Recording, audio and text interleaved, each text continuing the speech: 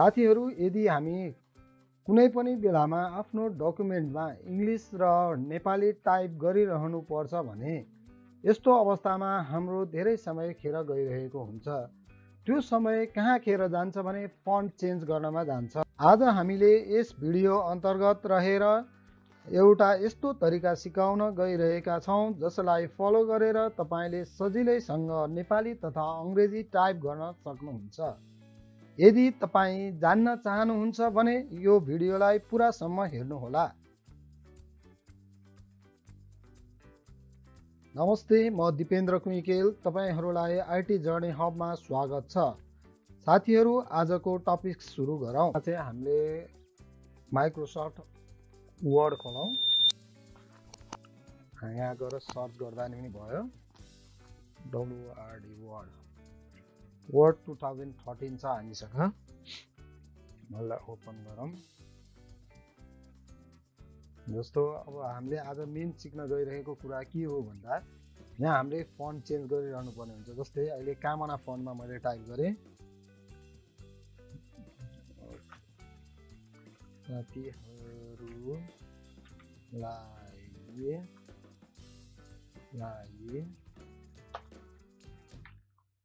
स्वागत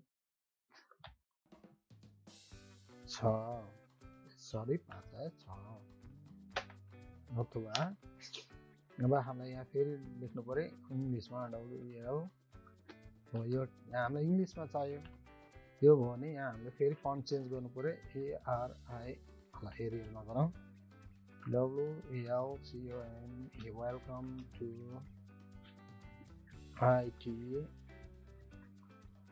IT JOURNEY journey HUB hub।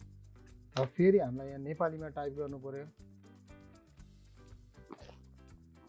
PREET प्रीति गरौँ। आजबाट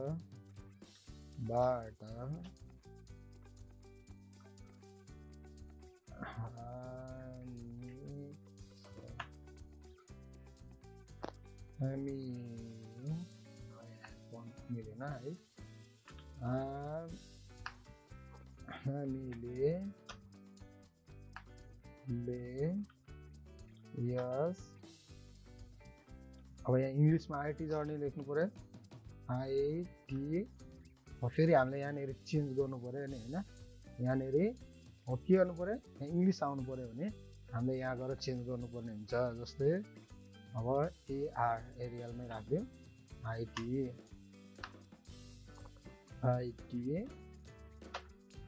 JOURNEY journey hub HUB hub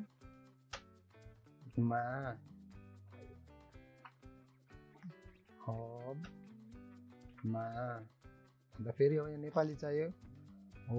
यस्तो change गरिरहनलाई गर्दाखेरि चाहिँ हाम्रो धेरै समय खेर गइरहेको हुन्छ। त्यो समय बचाउनका लागि हामीले आज तपाईँहरूलाई एउटा यस्तो सर्टकट बताउन गइरहेका छौँ जसले गर्दाखेरि चाहिँ तपाईँलाई इङ्ग्लिस र नेपाली एकैसाथ टाइप गर्नलाई एकदमै छिटो हुन्छ। जसका लागि हामीले सुरुमा यहाँ फाइलमा जानु पर्यो। अनि त्यसपछि हामी अप्सन्समा जान्छौँ। अनि कस्टमाइज रिबनमा जान्छौँ। अनि यहाँ कस्टमाइजमा क्लिक गर्छौँ। अब हामीले कुन टाइपलाई कस्टमाइज गर्ने त्यो हामीले यहाँबाट सेलेक्ट गर्छौँ। हामीलाई चाहिँ अहिले फन्ट चाहिएको हो। फन्ट अब कुन फन्ट लिने भनेर हामीले यहाँ छान्नु पर्यो। जस्तो अब हामीले इङ्ग्लिसका लागि एउटा बेस्ट फन्ट छानौँ। अब हामीले रेगुलर कुन चाहिँ चलाउँछौँ खास त्यो चाहिँ छान्नुपर्ने हो।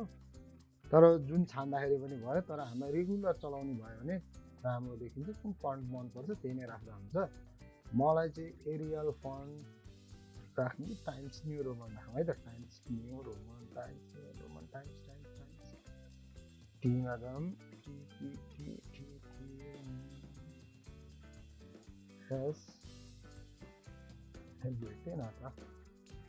भेटेन times new Roman.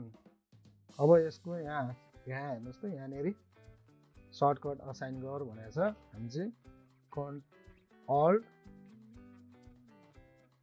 Alt plus T को टी राख्दिउँ है, अल्ट प्लस टी राख्दिउँ अथवा कन्ट्रोल अल्ट टी राखौँ, कन्ट्रोल अल्ट टी है, कन्ट्रोल अल्ट टी राख्यो नि भयो, कन्ट्रोल टी राख्दा भयो हामीलाई सजिलो चाहिँ अल्ट टी राख्दाखेरि सजिलो हुन्छ है। यो हटाइदिउँ, धेरै लामो नराखौँ, अल्ट टी राखिदिउँ है। अब यहाँबाट असाइन गरिदिउँ। अब अर्को कुन फन्ट चाहियो, हामीले नेपाली धेरै जस्तो युज गर्ने भनेको प्रिटी फन्ट हो। अब प्रिटी अथवा कान्तिपुर होइन, हामी चाहिँ कान्तिपुर छ कि हेरौँ है त, कान्तिपुर कञ्चन फन्ट युज गरौँ।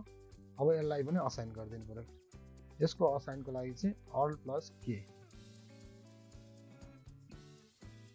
होइन। अब यसलाई असाइन गरिदिउँ, अब क्लोज गरिदिउँ। अब हाम्रो चाहिँ त्यो असाइन भइसकेको छ, ओके गरौँ। अब हामीले के गरेका थियौँ भन्दाखेरि हामीले इङ्ग्लिसको लागि अल्टसँग टी गरेका थियौँ है। यहाँ हेर्नुहोस् टाइम्स न्यू रोमन भयो, अनि चेन्ज भइसक्यो है। अब नेपालीको लागि हामीले अल्ट प्लस के गरेका थियौँ, कञ्चन आयो।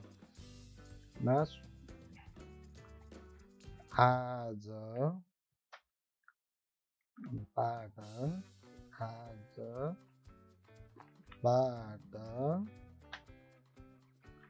कम्प्युटरको भन्नलाई अब हामीलाई इङ्ग्लिसमा चाहियो। अब हामीले फेरि चेन्ज गर्छौँ, alt plus T COMPUTER computer, BASIC basic, COURS course. अब नेपाली चाहियो, अल्ट के गर्यौँ,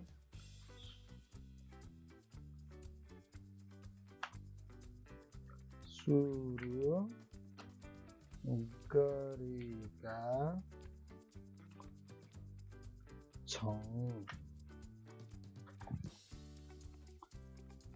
भनेर यसरी गर्यो। यसरी हामीलाई नेपाली र इङ्ग्लिस एकैचोटि टाइप गर्नलाई सजिलो हुन्छ। आजको लागि यति नै। यदि तपाईँलाई यस भिडियो राम्रो लागेमा लाइक, कमेन्ट र सब्सक्राइब गर्न पनि नभुल्नुहोला। धन्यवाद।